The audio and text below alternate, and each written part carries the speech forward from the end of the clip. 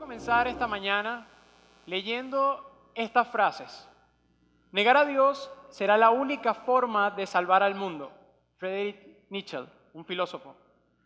No sé si exista Dios, pero sería mejor para su reputación que no. Jules Renard, un escritor francés. John Lennon en una de sus canciones dijo: no creo en la Biblia, no creo en Jesús, no creo en Yoko y en mí. Y esa es la realidad. Kathy Griffin después es una comediante y después de haber obtenido el Emmy dijo lo siguiente: mucha gente sube aquí y le da gracias a Jesús por este premio. Quiero que sepan que nadie tuvo menos que ver con este premio que Jesús. No me ayudó en nada. Así que lo único que puedo decir es: en tu cara, Jesús, este premio es mi Dios. Y lo cierto es que cuando leo estas frases puedo decir: sí, Jesús no existe. Cuando leo esta frase puedo decir: sí, Jesús no existe.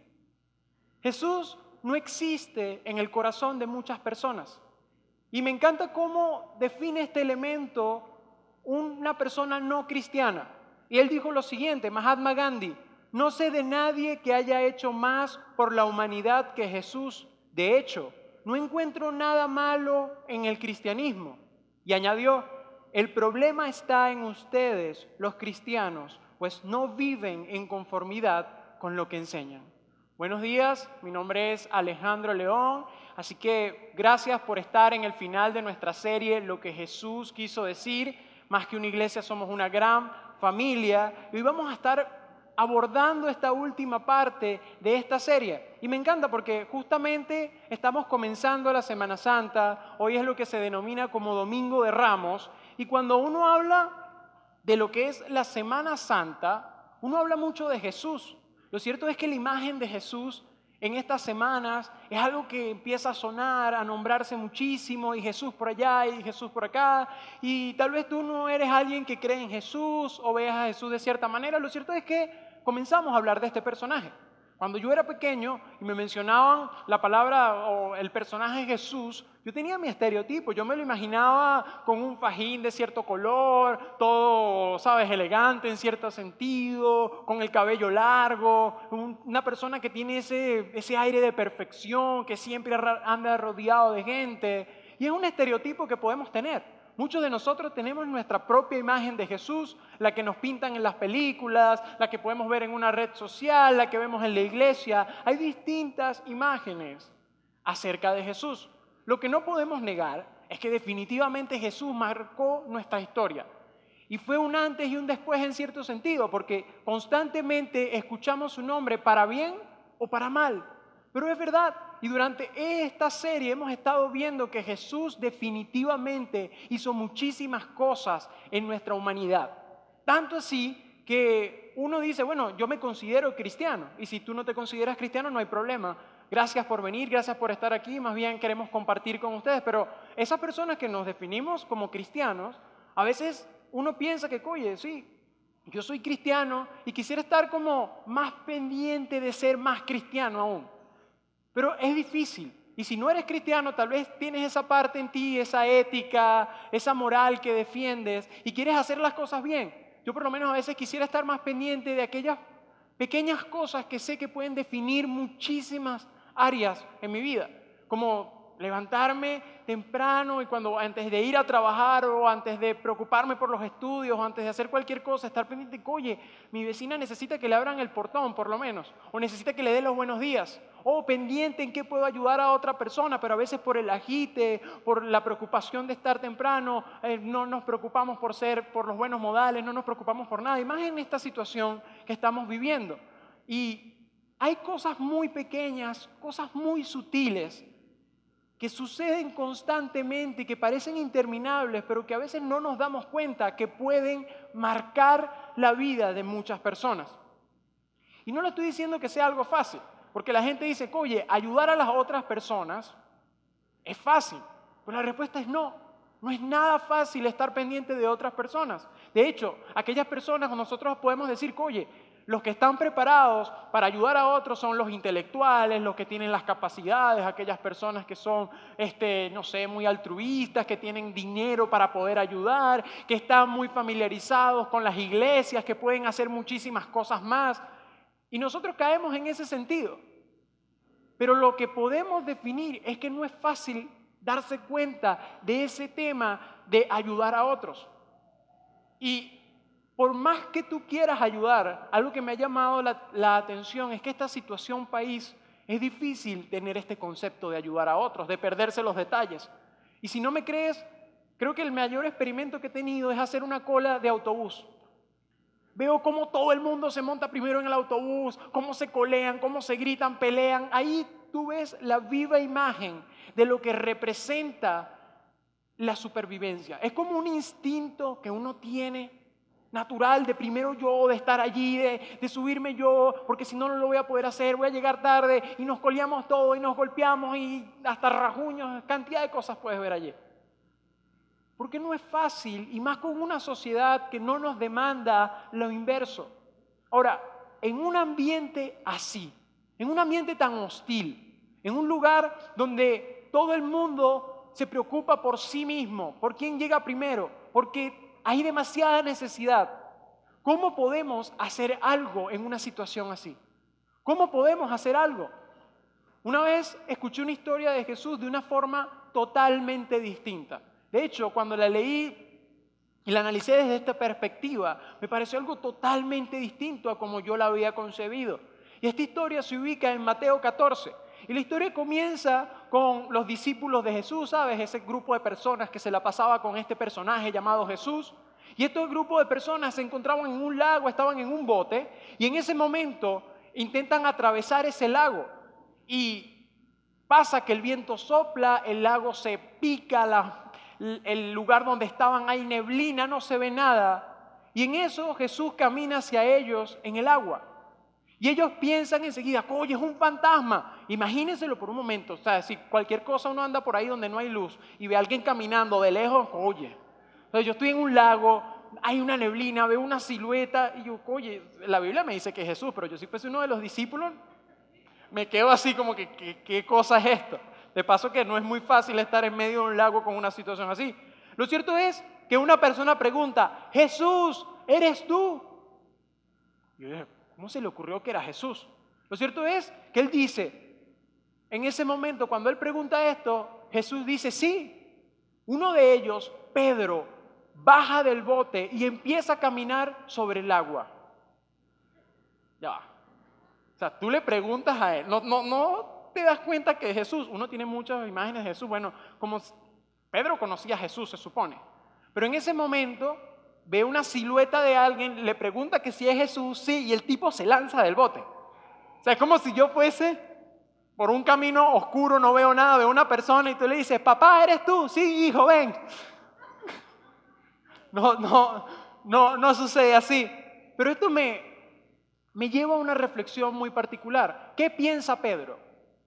¿Y por qué cree que puede caminar sobre el agua? ¿Por qué Pedro cree que puede caminar sobre el agua? Porque, ¿sabes?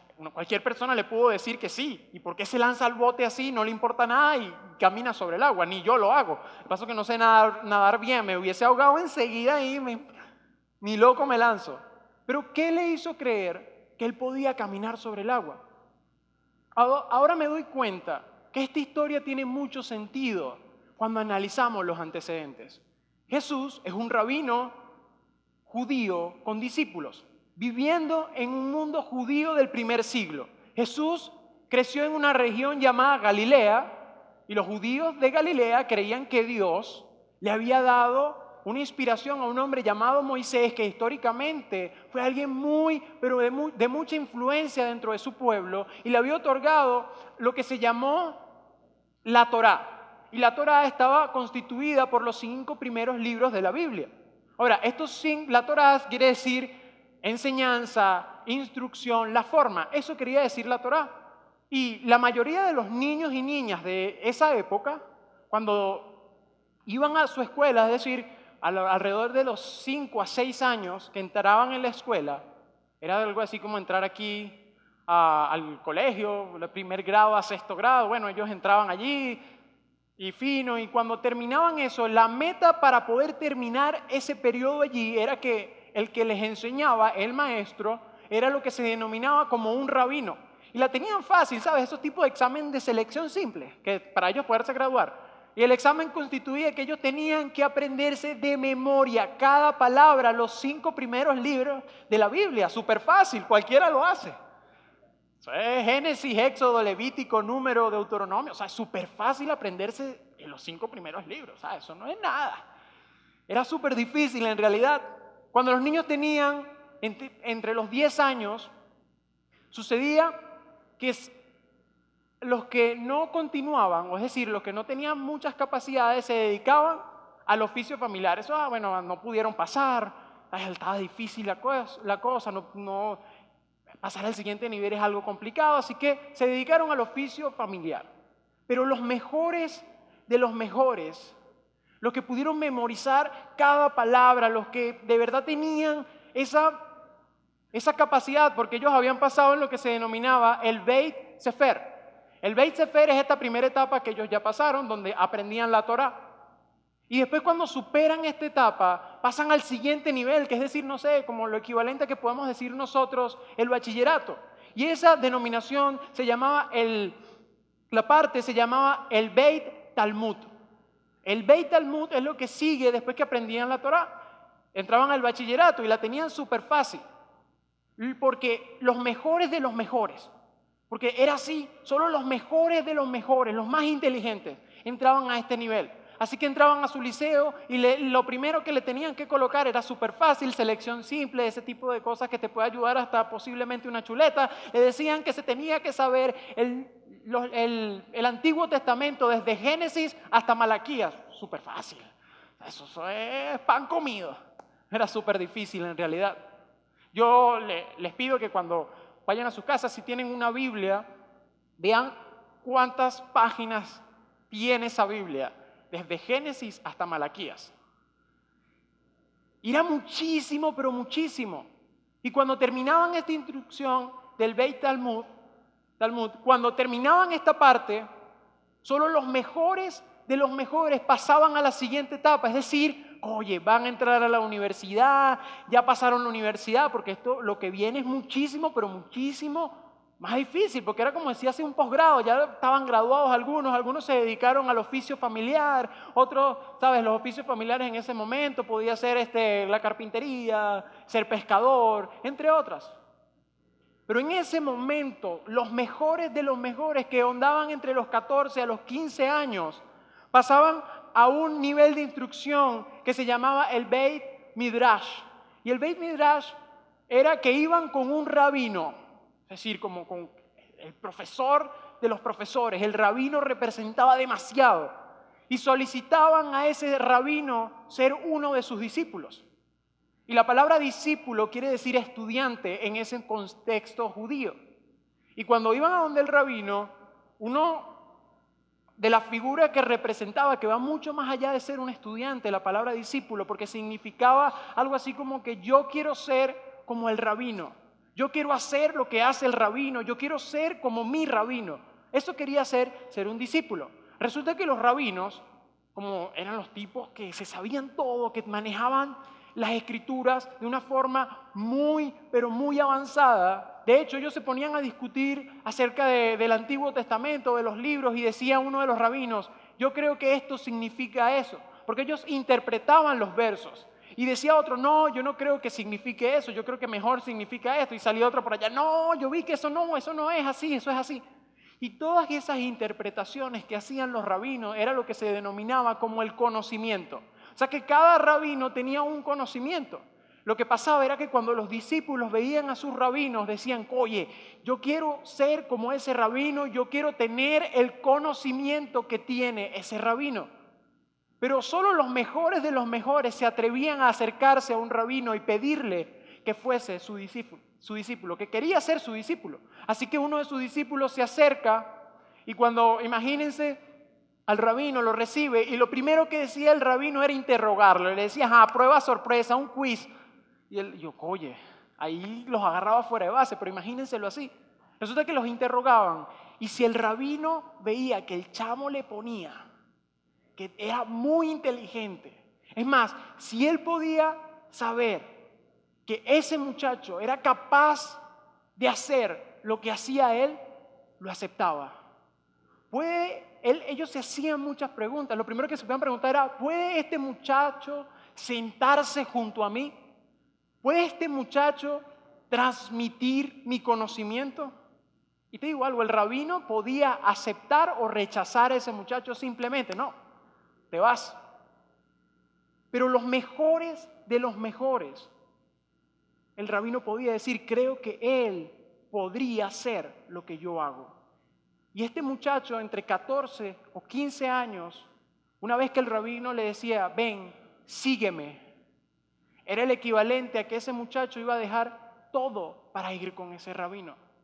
Iba a dejar a sus amigos, su familia, su aldea, su ciudad, su sinagoga, todo para ir con su rabino.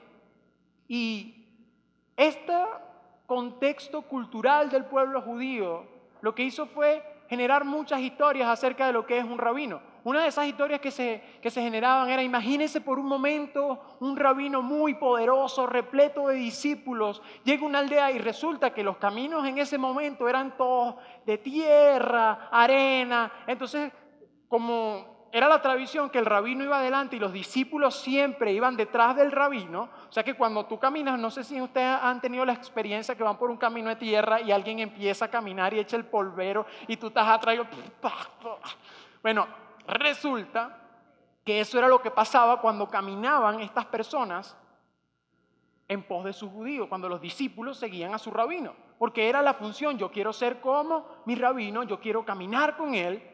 Y los sabios de ese momento empezaron a decir un dicho que de verdad me parece fantástico, que decía, que estés cubierto con el sucio de tu rabino.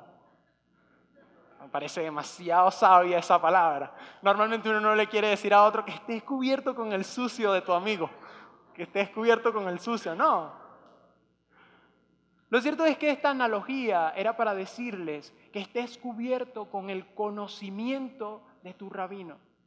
Eso era lo que quería decir. Ahora, cuando sabemos esto, tiene mucho sentido la imagen o el personaje de Jesús en la historia. ¿Y por qué?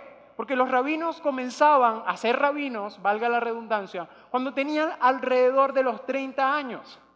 Y a los 30 años Jesús estaba en una playa, en el mar de Galilea, se encontraba allí, estaba caminando por esa playa y se acerca Pedro y Andrés. Pedro y Andrés estaban pescando y Jesús los ve y les dice, vengan, síganme. Cuando pensamos esto y ya sabemos todas este contexto que involucraba ser un discípulo y ser un rabino, cuando Jesús le dice a Pedro y a Andrés que los sigan, quieren decir que estos hombres eran pescadores. Quiere decir que no eran lo mejor de lo mejor. Por ende, no habían pasado ni siquiera el bachillerato, tal vez. No tenían ningún conocimiento, no tenían el nivel educativo para estar con un rabino. Sin embargo, un rabino viene de la nada y les dice que lo siga. Algo totalmente ilógico. Y luego Jesús sigue caminando y lo que le quería decir a estos hombres que se encontró pescando eran, pueden hacer lo que yo hago, pueden ser como yo. Y yo te digo algo, si estos tipos no tenían ningún tipo de instrucción, no habían pasado y viene un rabino que era lo mejor de la época, todo el mundo quería estar con un rabino y les dice sígame y dijo ya está, yo me voy con él, no me importa. Y lo siguieron, a pesar de que no habían, más bien se sorprendieron porque les dijo eso. Luego la historia continúa y se acercaron a un grupo de hombres que uno se llamaba Jacobo y el otro Juan y estaban pescando con su padre Zebedeo. Y cuando llegan allí, si analizamos un poquito, Zebedeo era el papá de estos dos muchachos. Quiere decir que estos chamos se dedicaron al oficio familiar. No pasaron, tal vez llegaron al Beit Talmud, no pasaron bachillerato, se quedaron en cierta etapa, estaban pescando. Y de paso con su papá, o sea, aprendieron un oficio familiar. Por ende, no eran lo mejor de lo mejor. Sin embargo, Jesús los ve y les dice, síganme. Cuando sucede esto, uno se pone a reflexionar mucho acerca de esa escena, porque ¿qué edad tenían estas personas? Tal vez la edad de Jacobo y y del grupo de personas que estaban allí, de Jacobo en ese momento, de Juan, de Pedro, de cada uno de ellos, tal vez la edad ondaba entre los 15, entre los 17, entre los 20 años. No tenían la capacidad, tal vez. Y Jesús les dice, sígueme. Y te digo algo, Jesús los eligió porque sus enseñanzas son para todos. Son para ricos, son para pobres, son para personas con un coeficiente intelectual medio, para unos que crean que tengan el coeficiente más alto, para aquellos que simplemente Dios puede ver algo en ellos. Y resulta que Jesús busca a estos discípulos que nadie da nada por ellos y los hace sus seguidores. ¿Te sientes identificado con esta historia? Muchos de nosotros nos pasa como estos discípulos. Muchos de nosotros creemos que no tenemos las capacidades. Creemos que no tenemos la capacidad para ayudar a otros. Creemos que no tenemos la capacidad porque son demasiados los errores para poder tener una influencia en otras vidas. Creemos que no tenemos el tiempo. Creemos que no fuimos diseñados para ayudar a otros porque somos personas que tienen una personalidad. No, yo soy odioso, yo no ando con eso de estar ayudando a otros, ni de eso de hablar bonito, eso no va conmigo. Creemos que no tenemos la capacidad, pero más allá de eso, el modelo que nos enseña Jesús no es un lugar para esconderse, no es un lugar para simplemente decir, no, yo no. Jesús nos ofrece un lugar para seguirlo, es un lugar para ser transformados en amor, un lugar donde tú puedas tener la capacidad para poder influenciar a otras personas que lo necesitan. Y una vez sus discípulos queriendo saber esto, una vez sus discípulos diciendo, oye, sí, yo quiero ser como un rabino, yo quiero ser como mi rabino, yo quiero ser como él, como Jesús. Jesús estaba reunido con ellos y uno de sus discípulos, porque ellos conocían las tradiciones, ellos conocían cómo era la educación en ese momento y si no eras el mejor de lo mejor, no ibas para el baile, no tenías oportunidad, nadie iba a confiar en ti. Pero entre esas tantas cosas ellos conocían la Torá, conocían los libros y entre una de las preguntas en Mateo 22 del 36 al 40 dice uno de sus discípulos, maestro, ¿cuál es el mandamiento más importante en la ley de Moisés? Ellos conocían la ley y decían, oye, ¿qué es lo más importante? Jesús contestó, ama al Señor tu Dios con todo tu corazón, con toda tu alma y con toda tu mente. Este es el primer mandamiento y el más importante. Y luego agrega, hay un segundo mandamiento que es igualmente importante, o sea que es ecuánime. Es la equivalencia al primero, ama a tu prójimo como a ti mismo. Toda la ley y las exigencias de los profetas se basan en estos dos mandamientos. Cuando le dijo esto, todo el mundo se quedó así, porque los rabinos, la interpretación de los rabinos, el conocimiento de las personas de esa época, no era así. Te tenías que saber todo, tenías que ser lo mejor de lo mejor. Tenías que ser el más intelectual, tenías que tener la mayor cantidad de dinero para poder saber que puedes tener algo. Tenías que estar en el país ideal, con la situación ideal. Tenías que saberte todo. Y esta era la demanda. Sin embargo, la llegada de Jesús marcó el comienzo de algo nuevo, un enfoque de la fe caracterizado en amar a los demás. Jesús llama a enfocarse en otros con Él a tu lado. Ahora, ¿qué requiere este amor para seguirlo? ¿Qué se requiere para seguir este amor? ¿Qué se requiere para ser un discípulo? ¿Qué se requiere para ser un seguidor? Y el ejemplo de Jesús es que Él nos dijo que todo se basa en un amor radical por las personas que nos rodean. Ese es el secreto. Y la cobertura de ese amor nos dice primeramente que amemos a Dios. La cobertura de ese amor nos dice que amemos a Dios, o sea, que lo sigamos por sobre todas las cosas. Y luego que amemos a otros como a nosotros mismos. Y me encanta porque años más adelante, un tiempo más adelante, un hombre que no fue llamado discípulo de Jesús porque no estuvo con él, pero que supo de Jesús y se convirtió en alguien muy, pero muy conocido de su época. En Gálatas 5:14, dijo, porque toda la ley de Dios se resume en un solo mandamiento. Cada uno debe amar a su prójimo como se ama a sí mismo. Todo el Nuevo Testamento se resume en amar a Dios y amar a otros. Y hay algo que me llama mucho la atención en por qué Dios dice esto, en por qué Jesús enseñó esto. Algo que tiene el ser humano es esa necesidad de querer marcar algo, de querer dejar una huella, que cuando tu familia piense en cosas también te recuerden a ti por lo que hiciste, por el ejemplo que fuiste. Y hay una cueva en España, en la cueva de Castilla, hace 22.000 a 44.000 años atrás, en lo que se denominó como la era de hielo, encontraron una especie marcaron en esos momentos y actualmente la pueden ir a visitar las personas, pero lo que llama la atención del lugar es que hay unas manos marcadas. En ese momento las pintaban con plantas que echaban una especie de color por su composición y marcaban sus manos y hacían un negativo de esa mano. Y muchos arqueólogos históricos tratan de analizar el significado de estas manos. Allí pueden ver en pantalla una sola, pero la cueva está repleta de esas manos. Y hacen muchas interpretaciones acerca del significado de esto. Pero la más cercana era la necesidad del ser humano, dicen ellos, de decir yo estuve aquí.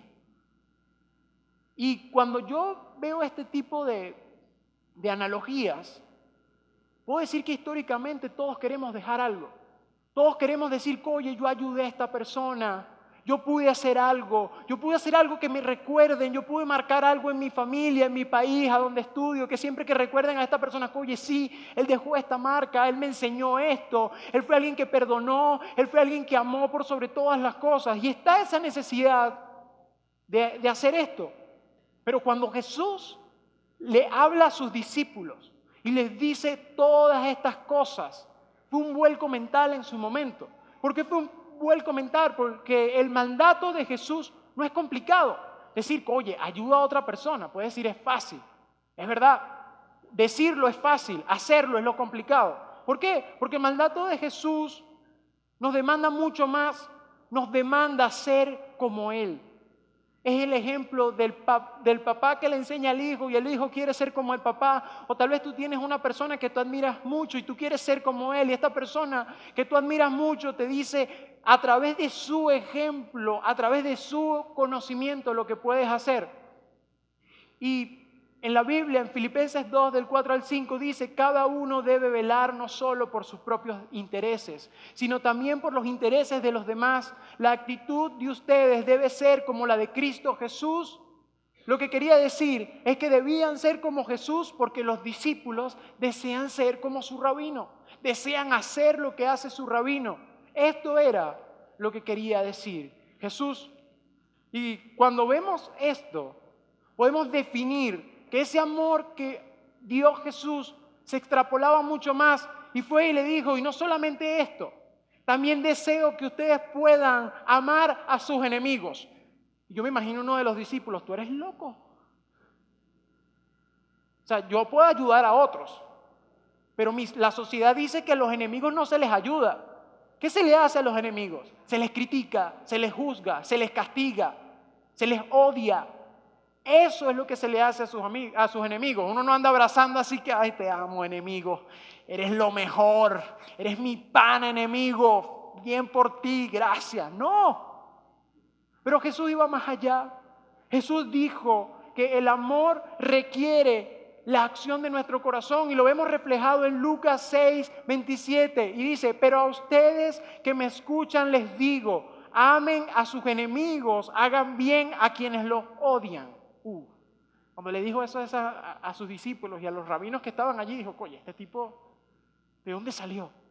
Esto es lo que Jesús quiso transmitirle a sus discípulos. Esto es lo que Jesús quiso decir. Esto es lo que Jesús estaba motivando a accionar por muy difícil que fuese la situación. Y yo te pregunto, si te hicieses esta pregunta, ¿qué requiere el amor de mí? ¿Qué pasaría? Si en este momento tú te haces esta pregunta, ¿qué requiere el amor de mí? ¿Qué pasaría en tu familia? ¿Qué pasaría en tu país si por un momento, antes de tomar una decisión, antes de accionar, antes de hacer cualquier cosa y ver a alguien, le preguntamos, ¿qué requiere el amor de mí? ¿Qué pasaría? La parte difícil de todo esto es hacer lo que el amor requiere, porque el amor requiere la acción de nuestro corazón. Jesús les dijo a sus discípulos, síganme, pueden hacer lo que yo hago, pueden amar a otros. Pero algo que me llama muchísimo la atención y que es verdad, que nuestro amor por Dios es autenticado por el amor que tenemos hacia otros. Así que volvamos un momento a la historia que les comenté al principio. Está esta persona caminando sobre el agua, están en un lago, no se ve nada. Es Jesús en ese momento cuando el viento está soplando la situación, todo el mundo está aterrado por lo que están viendo, no ven bien lo que está pasando. Un hombre dice, no, es un fantasma, pero Pedro dice lo siguiente, si eres tú, dime que me acerque a ti. Porque empezaron a decir, puede ser Jesús. Entonces él dijo, oye, si eres tú, dime que me acerque a ti. ¿Por qué esa es la primera respuesta de Pedro? ¿Por qué su primera reacción es, si eres tú, dime que me acerque a ti? Sencillamente porque Pedro es un discípulo y orientó toda su vida a ser como su rabino. Orientó toda su vida a ser como su maestro. Aprendió a ser como su rabino. Ve a su rabino caminando sobre el agua. ¿Y qué es lo primero que quiere hacer? También quiero caminar sobre el agua. Así que se lanza. Pedro baja del bote, empieza a caminar y en ese momento empieza a hundirse y dice, Jesús, sálvame. Así que Jesús extiende su mano, lo alza y le dice, ¿por qué dudaste, hombre de poca fe? Cuando analizo esta historia, siempre supuse que Pedro dudó de Jesús. Yo siempre creí que Pedro dudó de Jesús. Pero te digo algo que me llama la atención de esta historia particularmente es que Jesús no se hunde. ¿De quién dudó Pedro? Si está viendo a Jesús que está caminando sobre el agua, que no se hunde y él se está hundiendo, dice que Jesús lo salve, que lo levante. En ese momento que se cae, ¿de quién dudó Pedro? Dudó de sí mismo. Particularmente dudó de sí mismo y lo hace porque pierde la fe en poder ser como su rabino. Y muchas veces hemos estado en esta posición. Muchas veces por nuestros errores del pasado creemos que no podemos hacer algo nuevo y dudamos de nuestras capacidades. Muchas veces por nuestras marcas que nos han hecho otras personas, nos limitan a poder amar a otros, a poder perdonar, a poder ver más allá.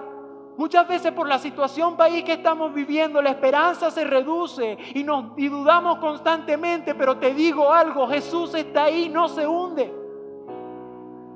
Pero por nuestra propia fe en nosotros mismos, la perdemos. Ahora, el rabino no elige al menos que crea que puedes hacer lo que él mismo hace. Y lo que me encanta de Jesús es que él le dijo prácticamente a sus discípulos, ustedes no me eligieron, yo los elegí. Todo el tiempo he escuchado que la gente cree en Dios, pero Dios cree en nosotros. Escucho constantemente que la gente cree en Dios, pero Dios cree en nosotros. Jesús cree en ti, cree en mí. Jesús cree en nuestra iglesia también que podemos hacer algo. Ahora, ¿has pensado en esa fe en Jesús en nosotros? ¿Qué tal si Jesús cree que podemos ser el tipo de persona que vivió como Él? El tipo de persona que toma acción aunque sabemos que las oportunidades son difíciles de ver. Que toman acciones que pueden ser muy pequeñas pero que tienen un impacto muy grande. ¿Qué pasaría? Porque el modelo de Jesús se centra en ti, con Él a tu lado. Ese es el modelo de Jesús, porque tu devoción por Dios es ilustrada, demostrada y autenticada por tu amor hacia otros. Y Jesús nos dice, sígueme, puedes hacer lo que yo hago, pueden amar a otros, yo creo en ustedes. Y si hay algo que Jesús quiso decirnos, es eso. Si hay algo con lo que podemos llevar todo esto, es que lo que Jesús quiso decir es que cree en ti y que sí lo puedes lograr, en que sí puedes tener sueños, en que sí puedes ayudar a otros, en que sí puedes pasar de esa raíz de amargura a ser perdonado y a poder perdonar a otros, que si tienes la capacidad, que aunque no hayas pasado muchas pruebas, que aunque creas que no tienes la inteligencia, que aunque creas que no tienes la acción interna de poder lograr muchas más cosas, pues Jesús cree en ti y tienes un propósito especial distinto al de la otra persona, pero Él simplemente está esperando que tú lo sigas, porque los rabinos esperan que su discípulo haga lo que hace su maestro.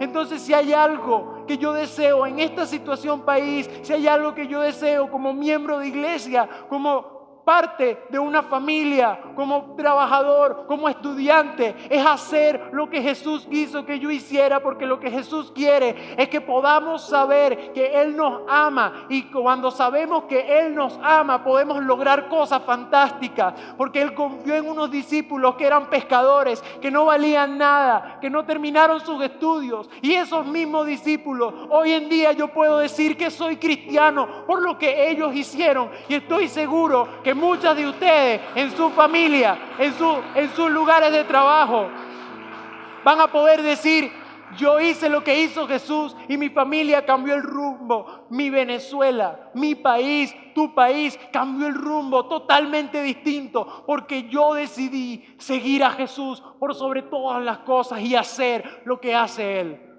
En eso se resume lo que Jesús quiso decir.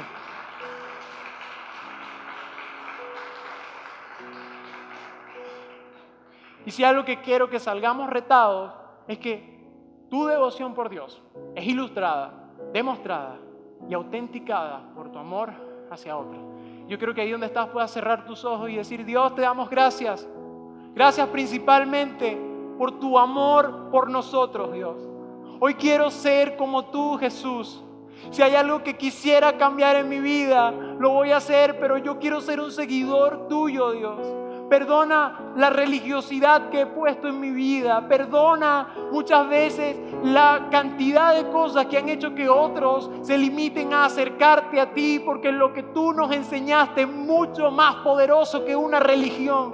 Es una relación. Porque tú nos enseñaste que podemos amar a otros, que podemos amar a nuestros enemigos, que ese amor radical reine en nuestros corazones, Dios. Hoy como país queremos brindar a otros ese amor que tú nos has otorgado, porque tú confías en nosotros, porque tú crees en nosotros, porque tú nos creaste con un propósito. Y yo quiero aprovechar ese propósito. Yo quiero hacer lo que tú haces. Yo quiero ser lo que tú eres. Yo quiero amar como tú amas. Yo quiero perdonar como tú perdonas, aunque me cueste. Y Jesús, te pido perdón si he fallado en esto. Pero hoy quiero salir retado a día ser como tú, porque tú no te hundes. Porque yo te estoy viendo a ti y tú no te hundes, Dios. Si hay alguien que necesita ser levantado, pues Jesús está extendiendo su mano y dice, ¿por qué dudaste? Cree en mí, yo creo en ti. Vamos, levántate. Y que esa sea la motivación, que nuestro foco sea Jesús y que podamos, Dios, saber que lo que tú quisiste decir es eso. Señor, bendice a nuestra nación. Bendice a Venezuela y que podamos ser ejemplo en medio de la adversidad.